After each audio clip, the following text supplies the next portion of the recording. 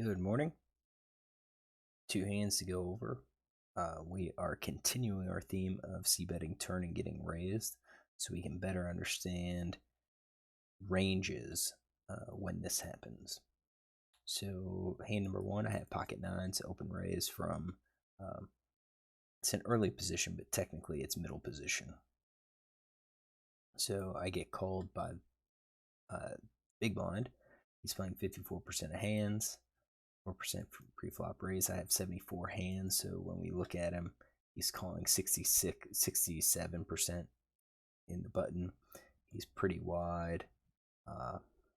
He's probably doing this. We're gonna take out premiums. It's probably good. His pre-flop raise, he hasn't raised or 3-bet in the big blind yet. So call 2-bet 4 out of 6, 4 out of 8. He contributed in the big blind. It's interesting. Not sure where those two cards are. So VPIP has voluntarily put money in the pot. He contributed more, yet he didn't call a 2-bet. Maybe those are 3-bets that he called, possibly. Guess we'll see. No, call any 3-bet, call any 2-bet. Limpers. I guess there's 2 limpers that they just limped. So let's tighten this range up a little bit. So I do think players like this tend to call with all of their suited hands. I think their offsuits tend to be a little bit tighter. That's 50%. It could be all suited to increase, but I think we're gonna go with there. And I have nines, so I'm gonna be ahead. You can see all of these unpaired cards. I'm ahead, and even versus his pocket pairs, I am near the top of the pocket pair range that he currently has. So 69%. You see a flop, Jack 10 6 with 2 diamonds. This does hit his calling range. He has a lot of jacks, has a lot of 10s, and he checks. And I have a backdoor straight draw. Have a backdoor straight draw, and that's about it. And even if I hit it, I have to worry about the diamonds getting there. So I think I'm okay with checking here. However, when you look at his fold to c-bet stats, he's got fold to c-bet out of position 75% of the time, fold to c-bet in position 50% of the time. He tends to dump a lot of these hands. So I don't think we're going to fold out hands that connect with this board. And unfortunately, I think that's where, like, if we fold out hands, we're going to be folding out these junky hands. Let's say 7-5, 7-5, maybe 4-2. I don't think we're getting a fold. I think there's just too many cards that are going to connect here with gut shot. So I think if I bet, he's probably calling weak pairs. Maybe not. Maybe at least middle pair, so maybe at least a 10. Or he's only going to do that with, connected stuff. So I think flush draw, open and straight draw, gut shots. I think those are hands that are going to call, and then we can talk about pair with an open and straight draw, pair and a gut shot, all of those other ones. So he's continuing 37.4%, and I'm 40% on those hands that continue. And there's, I think, going to be a lot of hands that really make it hard for us to play. A lot of cards that come on the turn that can make it hard for us to play.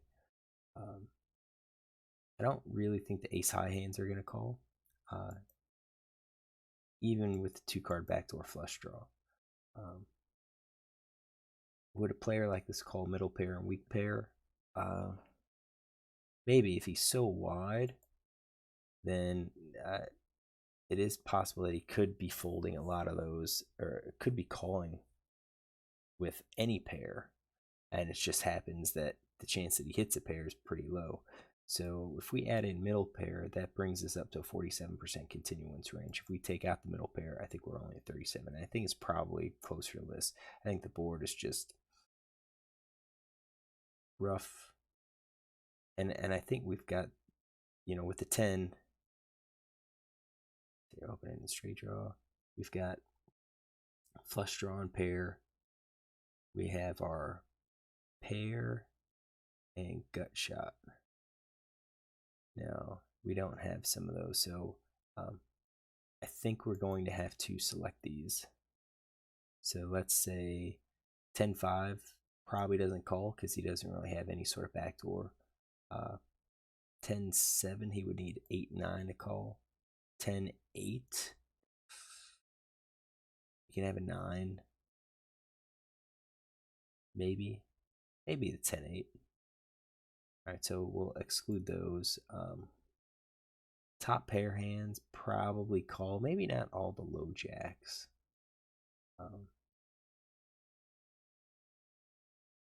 So maybe like the jack 2, jack 3, jack 4. I don't think I'm going to take him out. Let's just leave him in. So we're here. He continues 45.9. I do think we can bet. We can auto profit. I don't really see an out here of checking and then winning the pot on the turn. I think so many turn cards are going to be bad for us. Going to put us in a bad situation. I think we bet here and try to generate these folds now, and then hope that the turn card doesn't really help his range. That's what I did. I c-bet. He calls. 9 of diamonds, and I think that is actually a bad card for me. Connects with straights, connects with the flushes, gives me trips. So he checks. I think he checks his entire range. I guess we could ask, is there a check raise here? I don't think so. I don't think check raises happen until the turn. So once a 9 hits, I think he's going to be hesitant to check raise with his 2 pair and sets. He could still do it, but I think he might be a little bit more hesitant. So I fired out a bet here, and I think this is where we can look at it and say, okay, if I fire out a bet, what hands is he going to call with? I think most people still call with top pair. I think if they called the middle pair, they're probably still calling with the middle pair, with the 10. I think he's calling with the nut flush, second nut flush, third nut flush probably. I mean, it's a queen of diamonds at that point. Is he calling with the open and the straight draw? Yeah. And that's a lot of cards. It's basically his entire range. We're at 63%, so I think that's okay. But if we bet, does he call with all of these? And of the ones that he does call, what do we beat? Well, we beat basically, on most of his sets. Well, I should say not most, just a set of sixes, 2 pair, over pair, top pair, middle pair. So and the flush draws we're ahead of. If we think he's calling with these middle pairs and his top pairs, if we think he's just going to dump them, then we're still ahead. I mean, he's got some draws on there. If he dumps his open-ended straight draws because he's afraid of the flush, then it hurts us. So I think I'm okay with the bet here. Not sure about a half pot bet size though. So I bet half pot here. I think half pots gives us a way to see what he continues with. I think 2/3 will probably continue with the same amount as half pots. So I think we're encouraging some of the weaker hands to call here. I bet he raises, and it's a min raise. All right, so I think probably at the time I was thinking, well, maybe he's min raising with that ace of diamonds. I don't think so. I don't think most players min raise his draws. I think his min raise is going to be at a minimum a set, more than likely a straight or a flush, and I would lean probably more towards a straight. So set, straights, and flushes. We're at 24% equity. We need 17% equity. I think this is a call to see if we can hit our boat because he has his sets in there. So I did call, and then 4 of spades hit. Missed us. He bets 8. Now he min raised, and now he bets a small amount. Small amount could be weak. And if you think about the weakness hands, the weak part I think is the straight. Maybe a flush. Maybe some of these weak flushes. And we have all of these diamonds down here, all of these low diamonds. I mean, it's possible he could do those, but for him to bet again, I'm thinking it's more of these intermediate weak diamonds if he has a flush or a straight. So we're beat. We have basically 0 equity. We should fold. We didn't improve. He's representing a good hand. I didn't. I called, and he shows queen 10. So he did have the flush, and actually had middle pair with that flush draw. That was in his range. And then when he turned that 9, he's dealing with the straight flush draw. And I think when he bets small, he's worried about the king and the ace. So, all right, we counted this hand. Let's close things down and look at hand number 2. All right, hand number 2 is aces. Again, we're kind of acting under the gun +1, but in reality, this counts as a mid-position hand because we're short-handed. So I open raise, which is acceptable, and a tight player calls. All right, so let's go with this tight player. He's playing 14-9. I have 600 hands on him. When we look pre-flop, mid-position, cold calls, he is 2 out of 48. Calls any 3 bets, 1 out of 2. His VPIP from MP is really, really tight. He is dealing with premium hands. What does he 3-bet from MP? 4%. So we are talking. We may have to add all.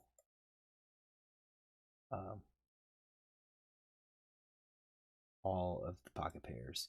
So that is at 7%. We are going to assume that he raises queens plus ace king. And he might not raise queens plus ace 3. His 3-bet by position is 4% versus positions, early positions, 4%.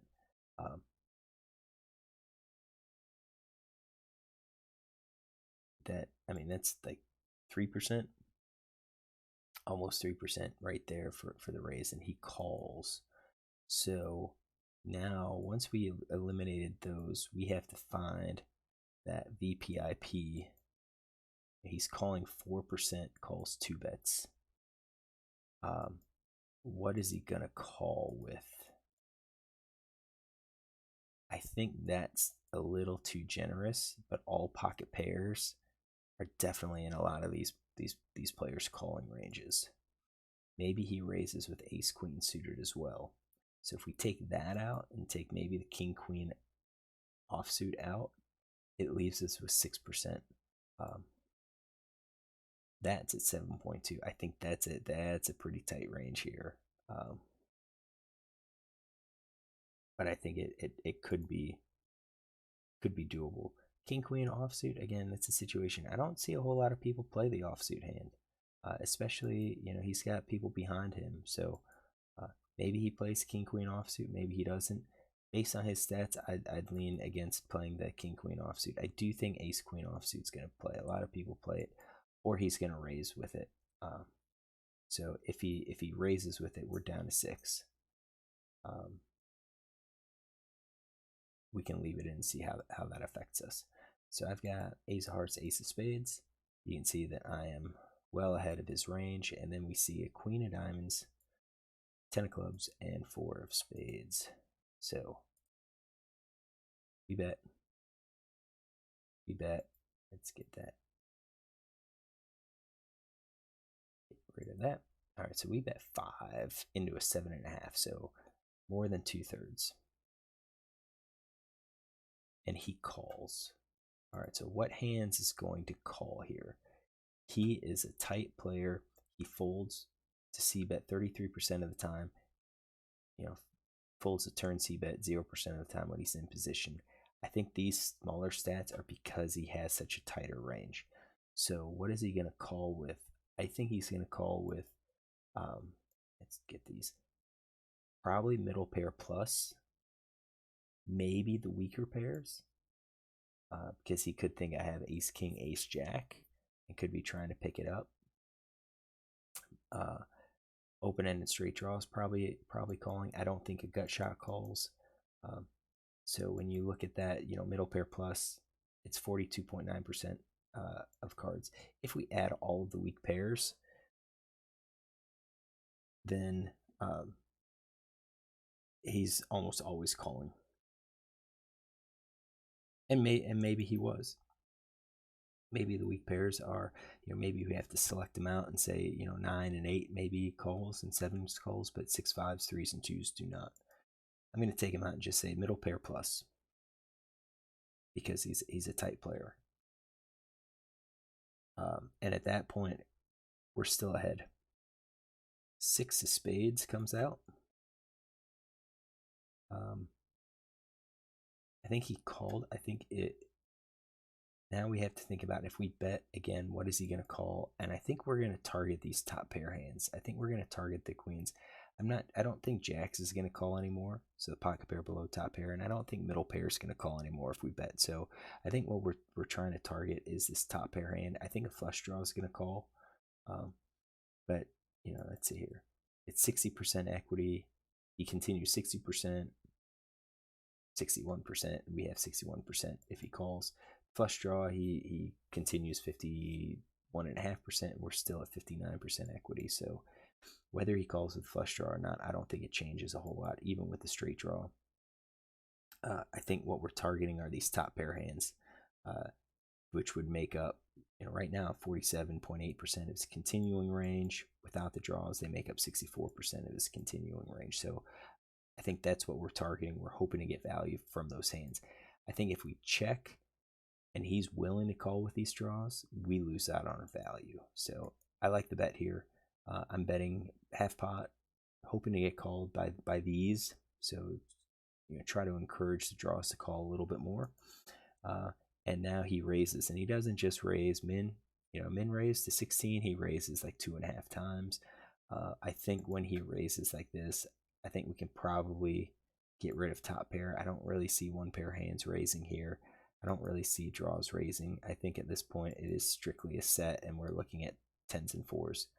I don't have queens in there. So once he raises, I think we have to really consider, maybe we need to fold. I also don't think he's got the flush, because I have the ace of spades. So if he was going to come along with the flush draws, it was going to be one of these ace jack of spades hands. So I think it's a tough fold with aces, but I think we have to fold. I called, and then the king clubs hits. That obviously doesn't help me. I still have one pair. I check, and now he bets half pot. And if that check raise didn't convince me to fold, I think I'd now have to fold, because even if he did it with a one pair hand, what kind of one pair hand do we beat? We beat ace queen. We beat ace queen, but he had king queen in his range at that point. So if we did it, let's see here, top pair. We had king queen in his range, three combos, one combo of ace queen. With that king, is he really going to bet again, knowing that I might have called with ace king? No, I don't think so. So we should have just folded. I think right now, today, if I play this, I think I'm gonna probably have to. I'll fold that turn, and he shows queen, which is interesting because I assumed he would have raised with the queen, but whether we include it or not still doesn't change the fact that I do think once he raised, and he raised that amount, I think we're looking at the set. So it looked pretty uncommon that he'd have 4s or 10s. But if we throw in the queens, it makes it more believable that he had it. So now when you look at the sets, he, 0.25% of his continuance range is sets.